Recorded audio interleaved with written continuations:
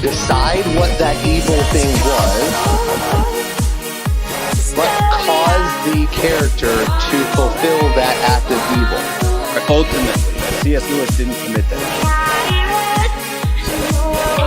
It not only started, but concluded in his mind. Yeah, that's fine. That's fine. But the character committed the evil, not C.S. Lewis, correct? The character is literally controlled by C.S. Lewis. Correct. But did C.S. Lewis commit that evil act, or did the character in the story commit that evil act? The problem with this analogy is that in no sense do characters in a book have agents. Just move the conversation. To move the conversation.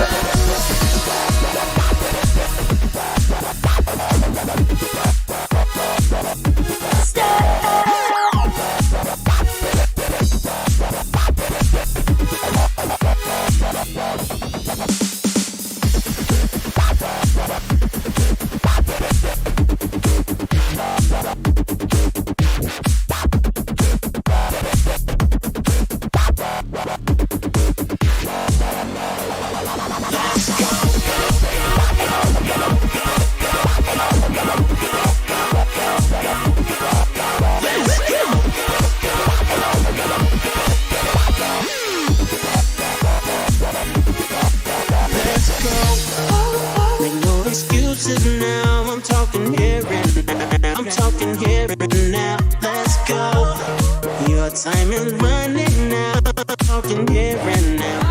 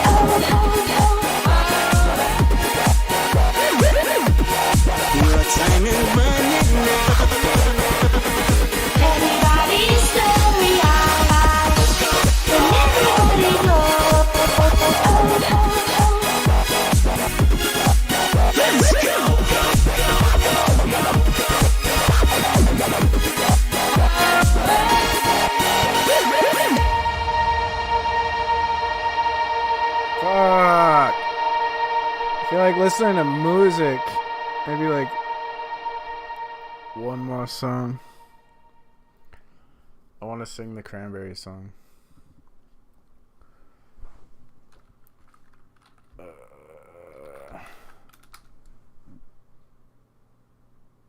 8.5 Zombie.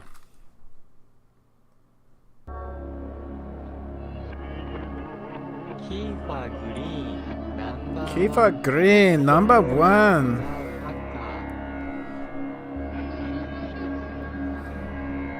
What's happening? What's happening?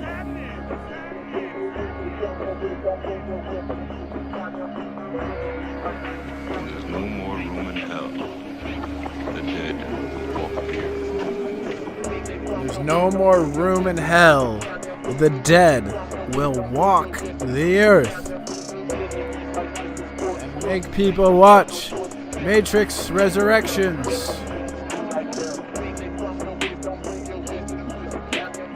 fuck? What the fuck? What the fuck? What the who? What the fuck? What the fuck? What the what? What the who?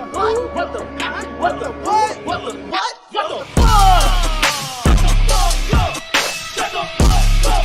Shut the fuck up! Shut the fuck up! Shut the fuck up! Shut the fuck up! Shut the fuck up! What the what the who? What the what? What the what? What the what? What the who? What the what? What the what the what the who? What the what? What the what? What the what the who? What the what? What the fuck the law so bitch I'm hot. Pop the Glock, get pop, get drop. Just like a hard top, this the drop. We on anything I've been top. Niggas with the talking like There is Killer. room in hell. The dead will walk the earth. Walk the earth. By God, it's Keeper Green. My God.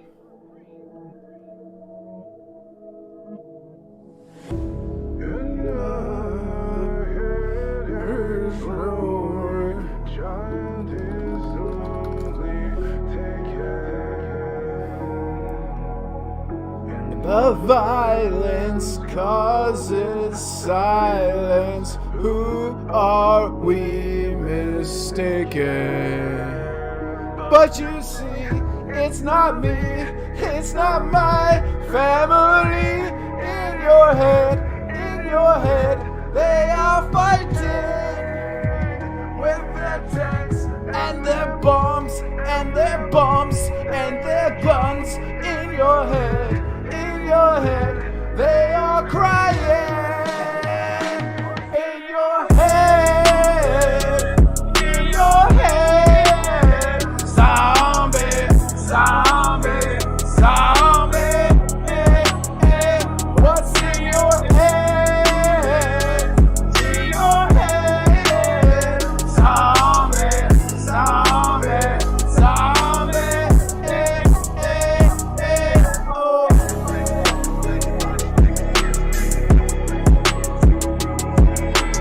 Still packing, album smacking, bitch stacking killer. Pistol smacking, bitch stacking killer.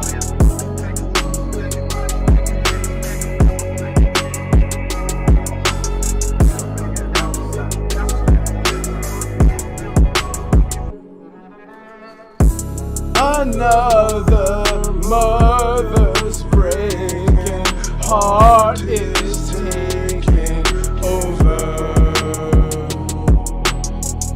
When the violence causes silence, we must be mistaken.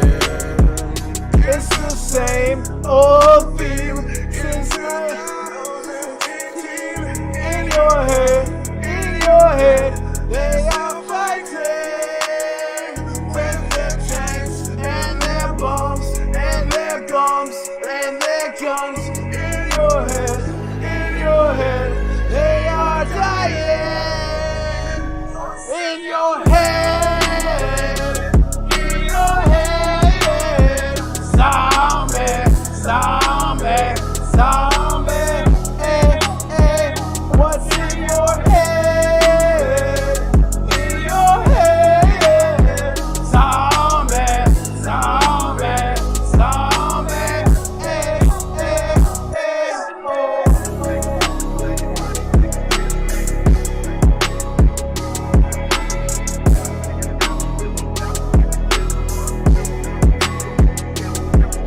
What's happening? What's happening?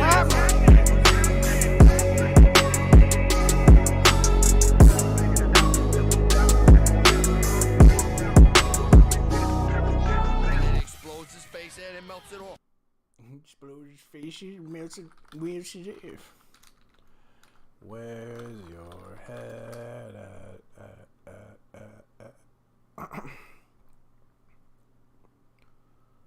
Maggie, thank you. What a sweetheart.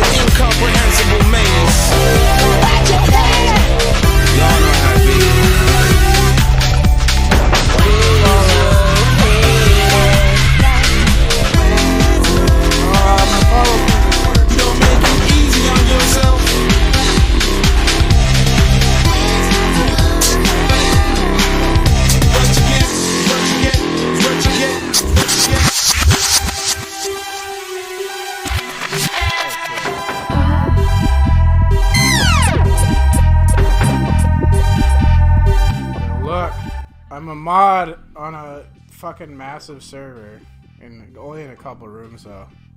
Look, they gave me the power to mute. I can kick him out of the room. Where's your head at? Where's your head at? Where's your head at?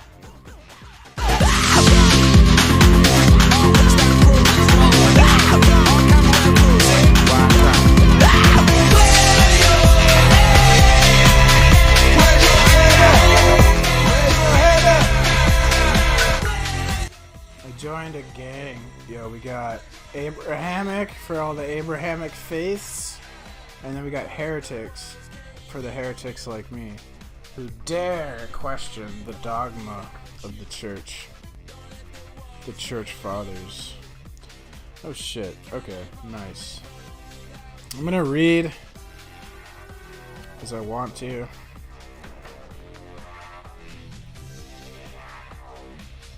I'm reading the Technological Society. This shit's like fucking some deep ass shit. It's really helping me understand the world and why it's so fucked up though. Because it's a sociology book about the impact of technology, or like not even just technology. Really, it's he describes it as technique.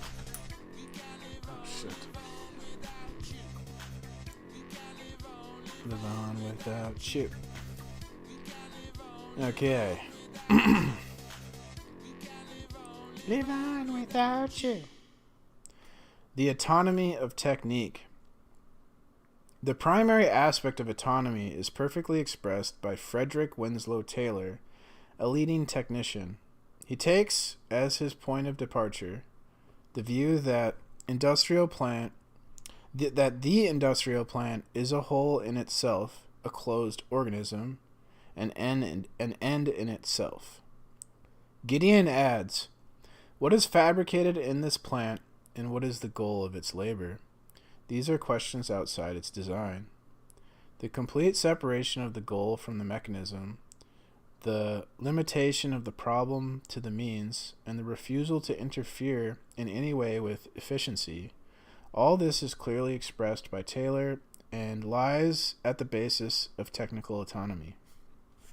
Autonomy is the essential condition for the development of technique, as Ernst Kahn Bramsted's study of the police clearly indicates. Yo, what the fuck? Who are you talking to? Myself. Yo, what? Oh, yourself. Okay. So listen, about the US gun laws. So If someone has a knife, you can shoot. the police must be independent if they are to become efficient. They must form a closed, autonomous organization in order to operate by the most direct and efficient means, and not be shackled by subsidiary considerations. And in this autonomy, they must be self-confident in respect to the law. It matters little whether police action is legal if it is efficient. The rules obeyed by a technical organization are no longer rules of justice or injustice. They are laws in a purely technical sense. As far as the police are concerned, the highest stage is reached when the legislature legalizes their independence and the legislature itself recognizes... As far as the police are concerned, the highest stage is reached when the legislature legalizes their independence of the legislature itself and recognizes the primacy of technical laws. This is the opinion of Best, a leading German specialist in police matters. The autonomy of technique must be examined in different perspectives on the basis of the different spheres in relation to which it has this characteristic. First, technique is autonomous with respect to economics and politics. We have already seen that. At the present, neither economic nor political evolution conditions technical progress. Its progress is likewise independent of the social situation. The converse is actually the case, a point I shall develop at length. Technique elicits and conditions social, political, and economic change. It is the prime mover of all the rest, in spite of any appearance to the contrary, and in spite of human pride, which pretend that man's philosophical theories are still determining influences, and man's political regimes decisive factors in technical evolution. External necessities no longer determine technique. Technique's own internal necessities are determinative. Technique has become a reality in itself, self-sufficient, with its special laws and its own determinations. Let us not deceive ourselves on this point. Suppose that the state, for example, intervenes in a technical domain. Either it intervenes for sentimental, theoretical, or intellectual reasons, and the effect of its intervention will be negative or nil, or it intervenes for reasons of political technique, and we have the combined effect of two techniques. There is no other possibility. The historical experience of the last years shows this fully. To go one step further, technical autonomy is apparent in respect to morality and spiritual values. Technique tolerates no judgment from without and accepts no limitation. It is by virtue of technique rather than science that the great principle has become established. Chacun chez soi. Morality judges moral problems. As far as technical problems are concerned, it has nothing to say. Only technical criteria are relevant. Technique, in sitting in judgment on itself, is clearly freed from this principal obstacle to human action. Whether, actually, Zbigniew Brzezinski said the same thing about how the new technocrats won't be constrained by the morality of the past. Thus, technique, theoretically and systemically, assures to itself that liberty which it has been able to win practically. Wait.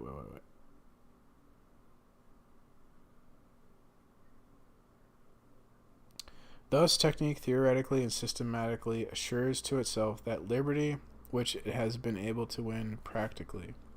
Since it has put itself beyond good and evil, it need fear no limitation whatever. It was long claimed that technique was neutral. Today, this is no longer a useful distinction. The power and autonomy of technique are so well secured that it, in its turn, has become the judge of what is moral, the creator of a new morality. Thus, it plays the role of creator of a new civilization as well. This morality, internal to technique, is assured of not having to suffer from technique. In any case, in respect to traditional morality, technique affirms itself as an independent power. Man alone is subject, it would seem, to moral judgment. We no longer live in that primitive epoch in which things were good or bad in themselves. Technique in itself is neither and can therefore do what it will. It is truly autonomous. However, technique cannot assert its autonomy in respect to physical or biological laws. Yeah. Instead, it puts them to work. Pimas, remember me? Yes. What's going on, Pimas? How you been? I'm doing alright. I'm just reading, man. Nice one. Average Midwesterner. Who's that? Hey, hello. Hello. How are you? I'm just gonna fucking go here. However, technique cannot assert its autonomy in respect to physical or biological laws. Instead, it puts them to work. It seeks to dominate them. Gideon, in his probing study of mechanization and the manufacture of bread, shows that Wherever mechanization encounters a living substance, bacteria or animal, the organic substance determines the laws. For this reason, the mechanization of bakeries was a failure. More subdivisions, intervals, and precautions of various kinds were required in the mechanized bakery than in the non-mechanized bakery. The size of the machines did not save time. It merely gave work to larger numbers of people. Gideon shows how the attempt was made to change the nature of bread in order to adapt it to mechanical manipulations. In the last resort, the ultimate success of mechanization turned on the transformation of human taste. Whenever technique collides with a natural obstacle, it tends to get around it either by replacing the living organism by a machine, or by modifying the organism so that it no longer presents any specifically organic reaction. The same phenomenon is evident in yet another area in which technical autonomy asserts itself, the relations between techniques and man. We have already seen, in connection with technical self-augmentation, that technique pursues its own course more and more independently of man. This means that man participates less and less actively in technical creation, which, by the automatic combination of prior elements, becomes a kind of fate. Man is reduced to the level of a catalyst. Better still, he resembles a slug inserted into a slot machine. He starts the operation without participating in it. But this autonomy with respect to man goes much further, to the degree that technique must attain its result with mathematical precision. It has for its object the elimination of all human variability and elasticity. It is a commonplace to say that the machine replaces the human being, but it replaces him to a greater degree than has been believed. Industrial technique will soon succeed in completely replacing the effort of the worker, and it would do so even sooner if capitalism were not an obstacle. The worker, no longer needed to guide or move the machine to action, will be required merely to watch it and to repair it when it breaks down. He will not participate in the work any more than a boxer's manager participates in a prize fight. This is no dream. The automated factory has already been realized for a great number of operations, and it is realizable for a far greater number. Examples multiply from day to day in all areas. Man indicates how his automation and his attendant exclusion of men operates in business offices. Man indicates how this automation and its attendant exclusion of men operates in business offices. For example, in the case of the so-called tabulating machine, the machine itself interprets the data, the elementary bits of information fed into it. It arranges them in texts and distinct numbers. It adds them together and classifies the results in groups and subgroups and so on. We have here an administrative circuit accomplished by a single self-controlled machine. It is scarcely necessary to dwell on the astounding growth of automation in the last 10 years. The multiple applications of the automatic assembly line, of automatic control of production operations, so-called cybernetics, are well known. Another case in point is the automatic pilot. Until recently, the automatic pilot was used only in rectilinear flights. The finer operations were carried out by the living pilot. As early as 1952, the automatic pilot effected the operations of takeoff and landing for certain supersonic aircraft. The same kind of feat is performed by automatic direction finders in anti-aircraft defense. Man's role is limited to inspection.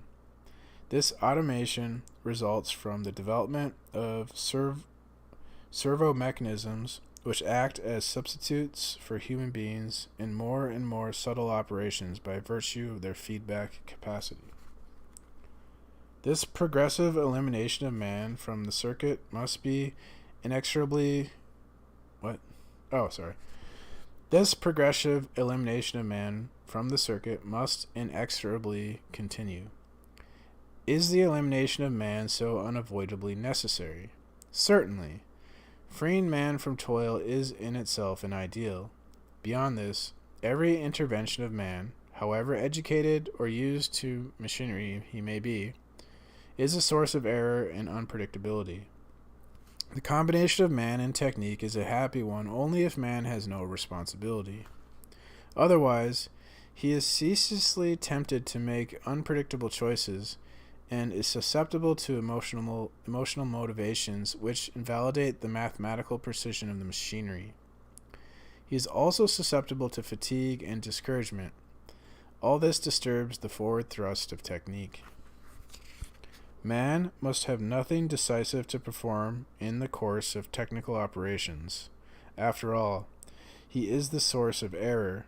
Political technique is still troubled by certain unpredictable phenomena, in spite of all the precision of the apparatus and the skill of those involved. But this technique is still in its childhood. In human reactions, howsoever well calculated they may be, a coefficient of elasticity causes imprecision, and imprecision is intolerable to technique. As far as possible, this source of error must be eliminated. Eliminate the individual, and excellent results ensue.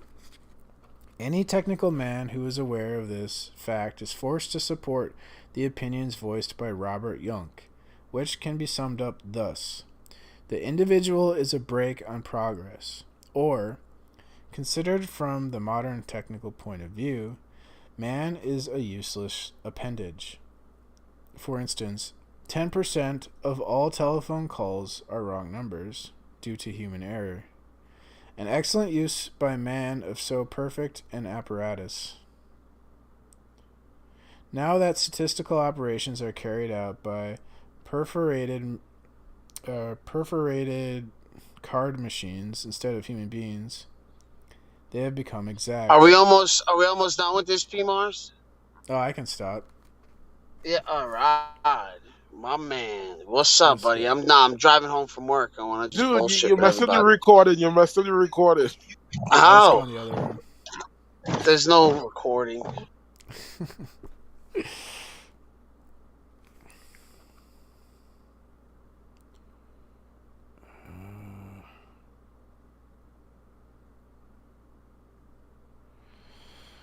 Okay, machines no longer perform merely gross operations. They perform a whole complex of subtle ones as well, and before long, what with the electronic brain, they will attain an intellectual power of which man is incapable. Thus, the great changing of the guard is occurring much more extensively than Jacques de Boyne envisaged some decades ago. Gaston Bothol, a leading sociologist on the phenomenon of war, concludes that war breaks out in a social group when there is a plethora of young men surpassing the indispensable tasks of the economy. When for one reason or another these men are not employed, they become ready for war. It is the multiplication of men who are excluded from working which provokes war. Oh, fuck. That means there's going to be a big-ass war soon. When the AI takes all our jobs, there's going to be a big war. We ought at least to bear this in mind when we boast of the continual decrease in human participation in technical operations. However, there are spheres in which it is impossible to eliminate human influence. The autonomy of technique then develops in another direction. Technique is not, for example, autonomous in respect to clock time. Machines, like abstract technical laws, are subject to the law of speed, and coordination presupposes time adjustment. In his description of the assembly line, Gideon writes, extremely precise timetables guide the automatic cooperation of the instruments, which, like the atoms in a planetary system, consist of separate units but gravitate with respect to each other in obedience to their inherent laws. This image shows in a remarkable way how technique became simultaneously independent of man and obedient to the chronometer. Technique obeys its own specific laws, as every machine obeys laws. Each element of the technical complex follows certain laws determined by its relations with the other elements. And these laws are internal to the system and in no way influenced by external factors. It is not a question of causing the human being to disappear, but of making him capitulate, of inducing him to accommodate himself to techniques and not to experience personal feelings and reactions. No technique is possible when men are free. When technique enters into the realm of social life, it collides ceaselessly with the human being to the degree that the combination of man and technique is unavoidable, and that technical action necessarily results in a determined result. Technique requires predictability and no less exactness of prediction.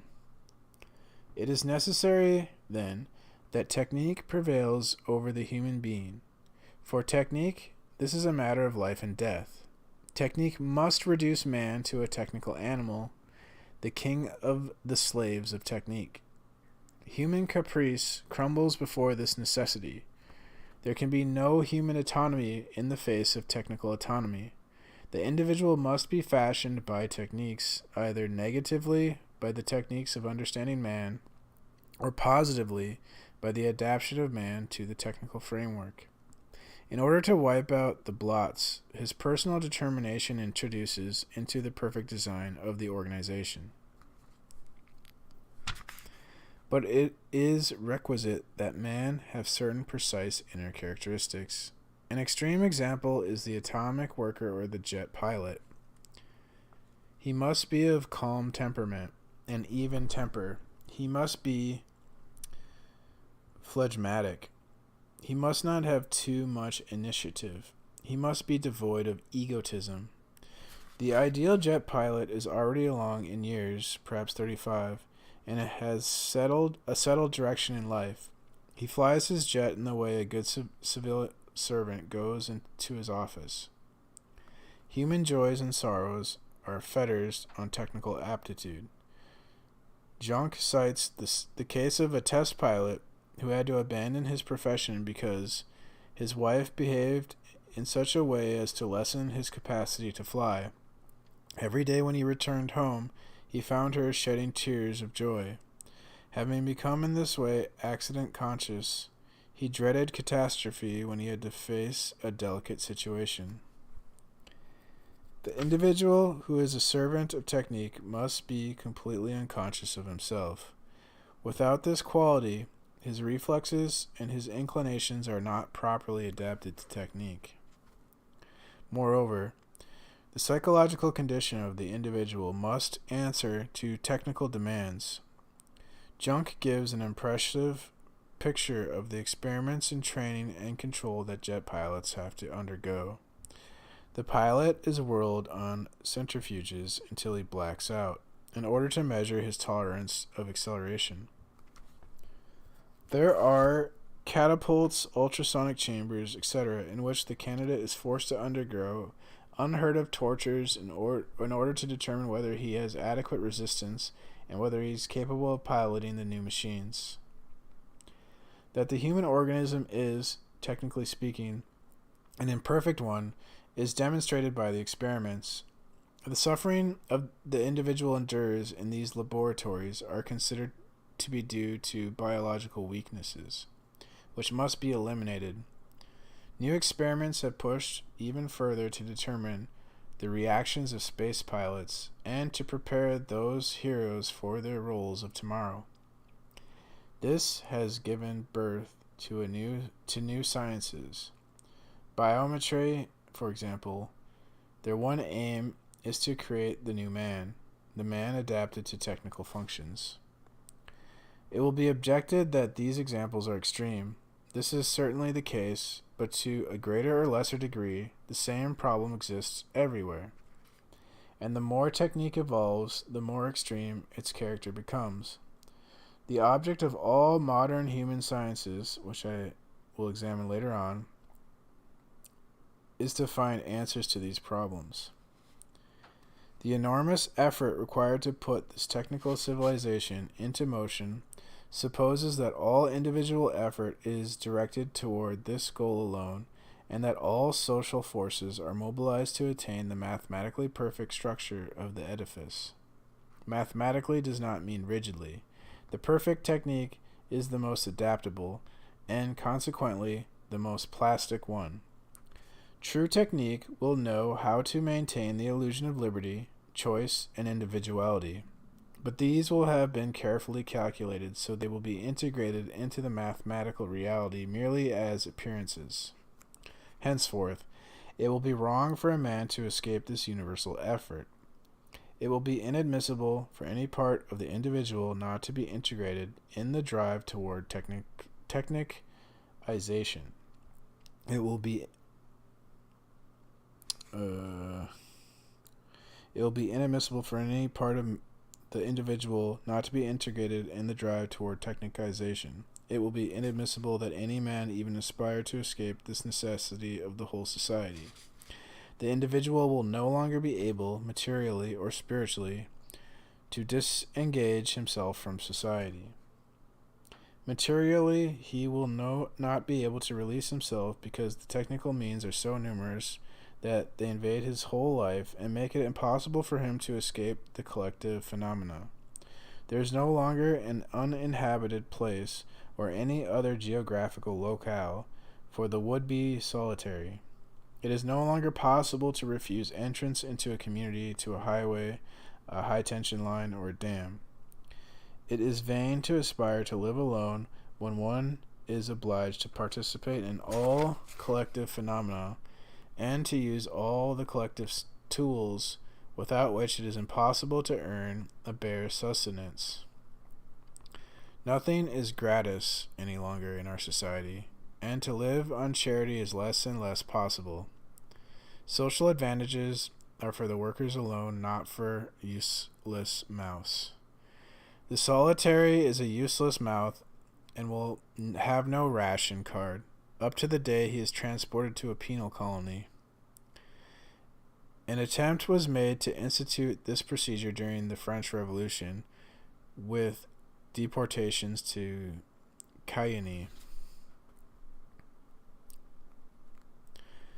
Spiritually, it will be impossible for the individuals to disassociate himself from society.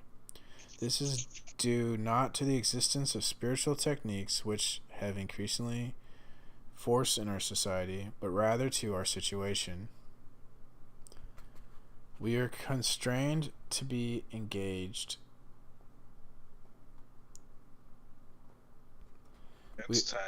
We are constrained to be engaged, as the existentialists say, with technique.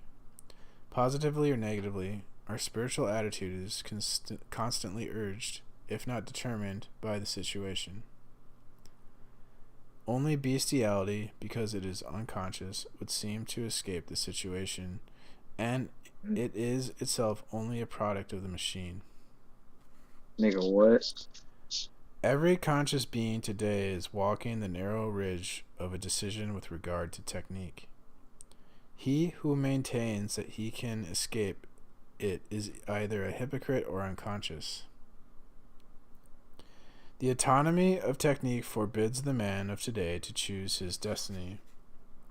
Doubtless someone will ask if it has not always been the case that social conditions, environment, manorial oppression, and the family conditioned man's fate. The answer is, of course, yes. But there is no common denominator between the suppression of ration cards in an authoritarian state and the family pressure of 2 centuries ago. In the past, when an individual entered into conflict with society, he led a harsh and miserable life that required a vigor which either hardened or broke him. Today, the concentration camp and death await him. Technique cannot tolerate aberrant activities. Because of the autonomy of technique, modern man cannot choose his means any more than his ends. In spite of variability and flexibility according to place and circumstance, which are characteristics of technique, there is still only a single employable technique in the given place and time in which an individual is situated. We have already examined the reasons for this. At this point, we must consider the major consequences of the autonomy of technique. This will bring us to the climax of this analysis. Technical autonomy explains the specific weight with which technique is endowed. It is not a kind of neutral matter with no direction, quality, or structure. It is a power endowed with its own peculiar force. It refracts in its own specific sense the wills which make use of it, and the ends proposed for it. Indeed, independently of the objects that man pretends to assign to any given technical means, that means always conceals in itself a finality which cannot be evaded. And if there is a competition between this intrinsic finality and an extrinsic end proposed by man, it is always the intrinsic finality which carries the day. If the technique in question is not exactly adapted to a proposed human end, and if an individual pretends that he is adapting the technique to this end, it is generally quickly evident that it is the end which is being modified, not the technique. Of course, this statement must be qualified by what has already been said concerning the endless refinement of techniques and their adaptation. But this adaptation is effected with references to the techniques concerned and to the conditions of their applicability. It does not depend on external ends. Perot has demonstrated this is the case of judicial techniques, and Gideon in the case of mechanical techniques. Concerning the overall problem of the relation between ends and the means, I take the liberty of referring to my own work. Some French fucking words.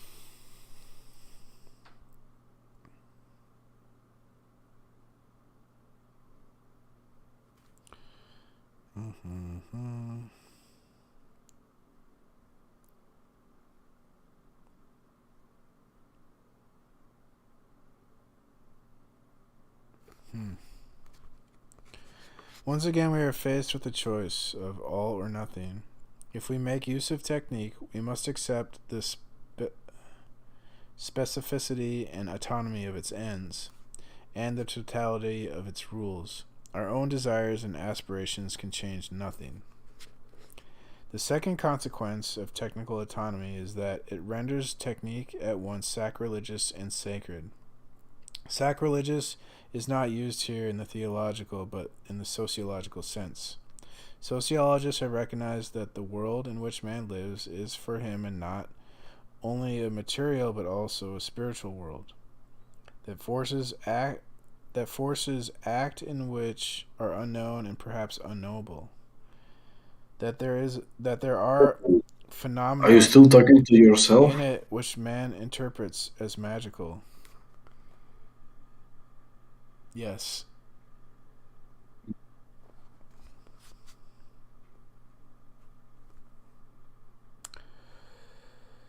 That there are relations and correspondences between things and beings in which material connections are of little consequence.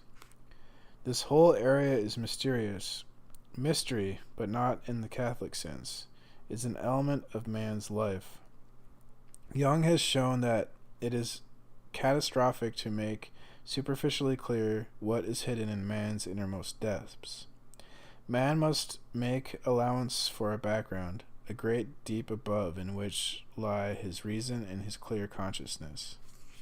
The mystery of man perhaps creates the mystery of the world he inhabits, or perhaps this mystery is reality in itself.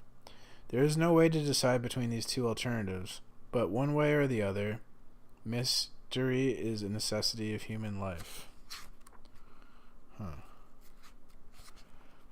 Man cannot live without a sense of the secret. The psychoanalysts agree on this point. But the invasion of technique desacralizes the world in which man is called upon to live. For technique, nothing is sacred, there is no mystery, no taboo. Autonomy makes this so. Technique does not accept the existence of rules outside itself or of any norm. Still less will it accept any judgment upon it. As a consequence, no matter where it penetrates, what it does is permitted, lawful, justified. To a great extent, mystery is desired by man. It is not that he cannot understand or enter into or grasp mystery, but that he does not desire to do so. The sacred is what man decides unconsciously to respect. The taboo becomes compelling from a social standpoint, but there is always a factor of adoration and respect which does not derive from compulsion and fear. Technique worships nothing, respects nothing. It has a single role: to strip off externals, to bring everything to light, and by rational use to transform everything into means.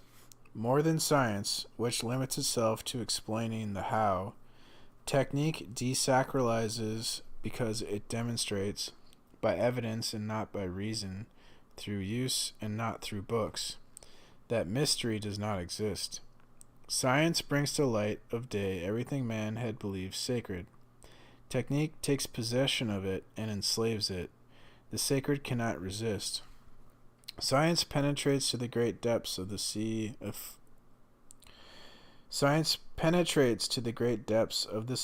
to photograph the unknown fish of the deep. Technique captures them, hauls them up to see if they are edible, but before they arrive on deck they burst. And why should technique not act thus? It is autonomous and recognizes as barriers only the temporary limits of its action. In its eyes, this terrain, which is for the moment unknown but not mysterious, must be attacked. Far from being restrained by any scruples before the sacred, technique constantly assails it. Everything which is not yet technique becomes so. It is driven onward by itself, by its character of self-augmentation. Technique denies mystery a priori. The mysterious is merely that which has not yet been technicized. Technique advocates the entire remaking of life and its framework because they have been badly made. Since heredity is full of chance, technique proposes to suppress it so as to engender the kind of man necessary for its ideal of service. The creation of the ideal man will soon be a simple technical operation. It is no longer necessary to rely on the chances of the family or on the personal vigor, which is called virtue. Applied biogenics is an obvious point at which technique desacralizes, but we must not forget psychoanalysis, which holds that dreams, visions, and the psychic life in general are nothing more than objects. Nor must we forget the penetration and exploitation of the Earth's secrets. Crash programs, particularly in the United States, are attempting to reconstruct the soil which massive exploitation and the use of chemical fertilizers have impaired. We shall soon discover the functions of chlorophyll and thus entirely transform the conditions of life. Recent investigations in electric techniques applied to biology have emphasized the importance of DNA and will possibly result in the discovery of the link between the living and the non-living. Nothing belongs any longer in the realm of the gods or the supernatural. The individual who lives in the technical milieu knows very well that there is nothing spiritual anywhere. But man cannot live without the sacred. He therefore transfers his sense of the sacred to the very thing which has destroyed its former object, to technique itself. In the world in which we live, technique has become the essential mystery, taking wildly diverse forms according to place and race. Those who have preserved some of the notions of magic both admire and fear technique. Radio presents an explicable mystery, an obvious and recurrent miracle. It is no less astonishing that the highest manifestations of magic once were, and it is worshipped as an idol would have been worshipped, with the same simplicity and fear. But custom and recurrence of the miracle eventually wear out this primitive adoration. It is scarcely found today in European countries. The proletariat, workers and peasants alike, with their motorcycles, radios, and electronic appliances, have an attitude of condescending pride toward the jinn who is their slave. Their ideal is incarnated in certain things which serve them, yet they retain some feeling of the sacred, in the sense that life is not worth the trouble of living unless a man has these jinns in his home. This attitude goes much further in the case of the conscious segment of the proletariat, among whom technique is seen as a whole and not merely in its occasional aspects.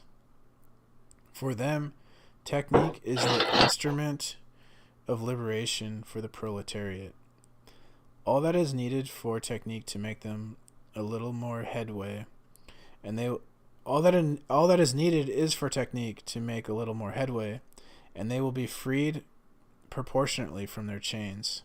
Stalin pointed to industrialization as the sole condition for the realization of communism. Every gain made by technique is a gain for the proletariat. This represents indeed a belief in the sacred. Technique is the God which brings salvation. It is good in its essence. Capitalism is an abomination because on occasion it opposes technique. Technique is the hope of the proletarians. They can have faith in it because its miracles are visible and progressive. A great part of their sense of the mysterious remains attached to it. Karl Marx may have been able to explain rationally how technique would free the proletariat, but the proletariat itself is scarcely equal to full understanding of this how. It remains mysterious for them. They retain merely the formula of faith, but their faith addresses itself with enthusiasm to the mysterious agent of their liberation. The non-intellectual classes of the bourgeoisie are perhaps less caught up in this worship of technique, but the technician of the bourgeoisie are without doubt the ones most powerfully taken with it. For them, technique is sacred, since they have no reason to feel a passion for it. Technical men are always disconcerted when one asks them the motives for their faith. No, they do not expect to be liberated. They expect nothing. Yet they sacrifice themselves and devote their lives with frenzy to the development of industrial plants and the organization of banks. The happiness of the human race and such like nonsense are the commonplaces they allege. But these are no longer of any service even as justifications, and they certainly have nothing at all to do with man's passion for technique. The technician uses technique perhaps because it is his profession, but he does so with adoration because for him, technique is the locus of the sacred. There is neither reason nor explanation in his attitude. The power of technique, mysterious though scientific, which covers the whole earth with its networks of waves, wires, and paper, is to the technician an abstract idol which gives him a reason for living and even for joy. One sign, among many, of the feeling of the sacred that man experiences in the face of technique is the care he takes to treat it with familiarity. Laughter and humor are common human reactions in the presence of the sacred. This is true for primitive peoples, and for the same reason the first atomic bomb was called Glida, with the giant cyclotron of Los Alamos Clementine, the atomic piles water pots, and radioactive contamination scalding. The technicians of Los Alamos have banned the word atom from their vocabulary. These things are significant. In view of the very different forms of technique, there is no question of technical religion, but there is associated with it the feeling of the sacred, which expresses itself in different ways. The ways differ from man to man, but for all men, the feeling of the sacred is expressed in this marvelous instrument of the power instinct which is always joined to mystery and magic. The worker brags about his job because it offers him joyous confirmation of his superiority. The young snob speeds along at 100 miles per hour in his Porsche. The technician contemplates with satisfaction the gradients of his charts, no matter what their reference is. For these men, technique is in every way sacred. It is the common expression of human power, without which they would find themselves poor, alone, naked, and stripped of all pretensions. They would no longer be the heroes, geniuses, or archangels which a motor permits them to be with little expense. What shall we say of the outburst of frenzy when the Sputnik went into orbit? What of the poems of the Soviets, the metaphysical affirmations of the French, the speculations on the conquest of the universe? What of the identification of this artificial satellite with the sun, or of its invention with the creation of the earth? And on the other side of the Atlantic, what was the real meaning of the excessive consternation of the Americans? All these bore witness to a marked social attitude with regard to a simple technical fact. Even people put out of work or ruined by technique, even those who criticize or attack it, without daring to go so far as to turn worshippers against them,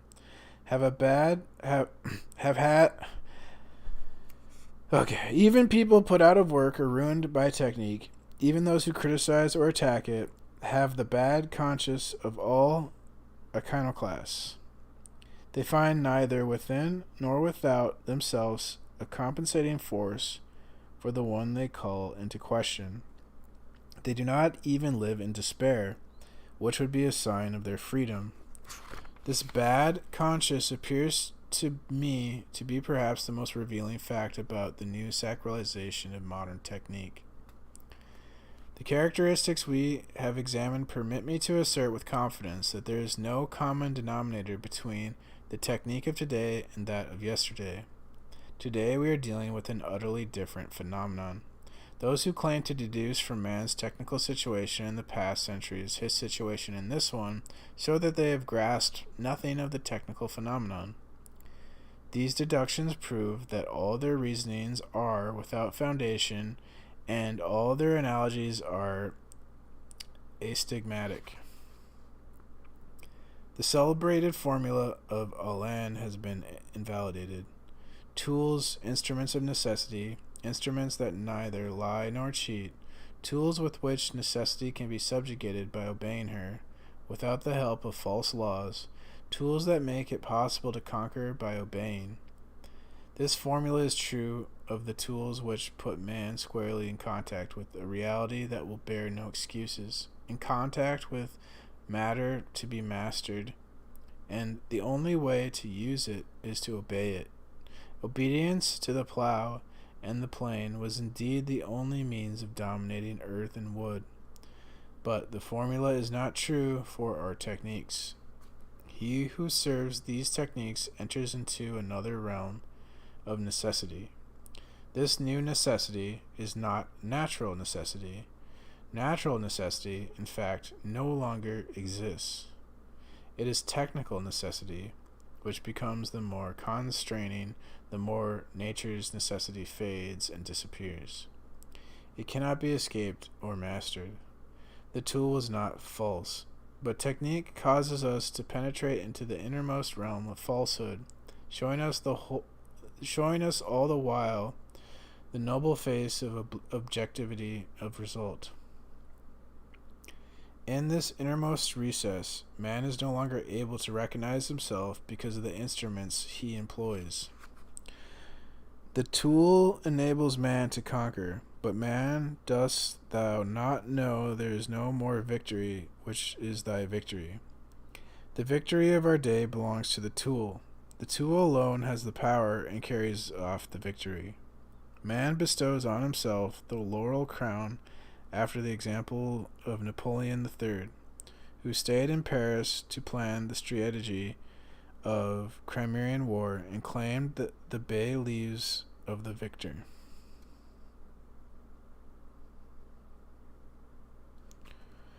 But this delusion cannot last much longer.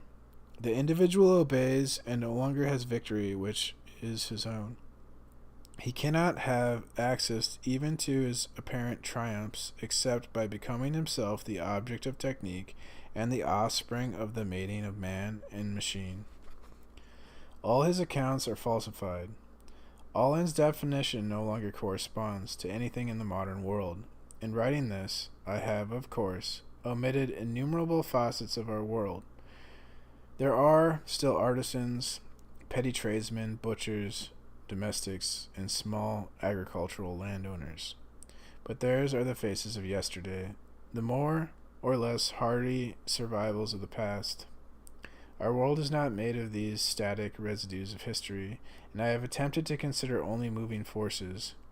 In the complexity of the present world, residues do exist, but they have no future and are consequently disappearing. Only the things which have a future interest us. But how are we to discern them? By making a comparison of three planes of civilization which coexist today: India, Western Europe, and the United States. And by considering the lines of historical progression from one to the other, all of this powerfully reinforced by the evolution of the Soviet Union, which is causing history to boil. In this chapter we have sketched the psychology of the tyrant. Now we must study his biology, the circulatory apparatus, the state, the digestive apparatus, the economy, the cellular tissues, man. It's the end of chapter 2. I'm going to make some food and eat it.